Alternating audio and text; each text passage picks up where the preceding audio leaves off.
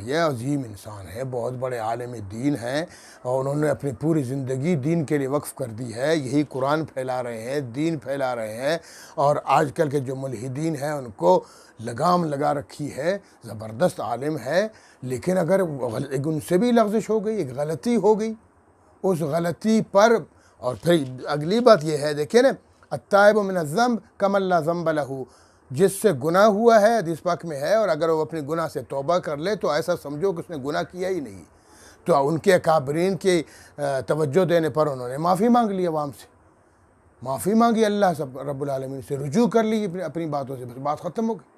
جب ایک شخص اپنے الفاظ سے رجوع کر لیتا ہے، توبہ کرتا ہے، معافی مانگتا ہے، تو پھر دوسرے یہ جو واویلا کرنے والے ہیں یہ کون ہوتے ہیں؟ جیسے غزوہ بدر میں اگر لغزش ہوئی تھی صحابہ کرام سے تو اللہ پاک نے فرمایا میں نے معاف کر دیا،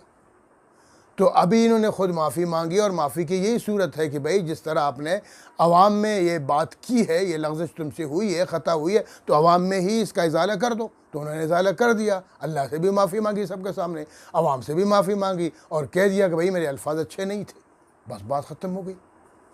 پھر بھی پیچھے پڑے ہوئے، یہ میں تو اختلافی بات نہیں کرتا ہوں، وہی الفاظ جو انہوں نے قرآن کے بارے میں کہے تھے، جس کو تم لوگ گستاخی کہتے ہو، تمہارے اپنے ایک فرقہ ہے، میں نام نہیں لینا چاہتا، تمہارے اپنے اکابرین میں کتابوں میں باقاعدہ حوالہ ہے کہ انہوں نے یہی الفاظ لکھے ہیں، تو پھر کہو نا ان کو گستاخ۔ عجیب بات کرتے ہیں لوگ۔ ہاں ایک عام بندہ ہے، سرفراسا بندہ ہے، وہ غلط بات کرتا ہے تو پھر بات کرتی ہے، اور پھر بعد میں مکر بھی جاتا ہے۔ جب انہوں نے ایک دن میں غلطی کی، اگلے دن معافی مانگ لی، بس بات ختم ہو گئی۔ ان کا مستقبل ہے، ان کا جو ماضی ہے وہ سب دیکھا جائے گا، وہ تو ایک عالم دین ہے، بہت نیک ہیں،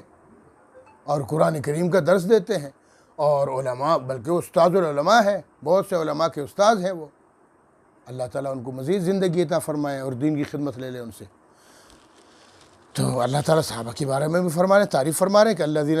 استجابوا للہ والرسول، جو لوگ اطاعت کرتے ہیں اللہ کی اور اللہ کے رسول کی، من بعد ما اصابہم الکرح، باوجود اس کے کہ ان کو زخم لگا ہے، ان کو چوٹ لگی ہے، ان کو تکلیف پہنچی ہے بدر میں، احد میں، اب وہ نکلے ہیں دوبارہ ہمراہ الاسد کے لیے۔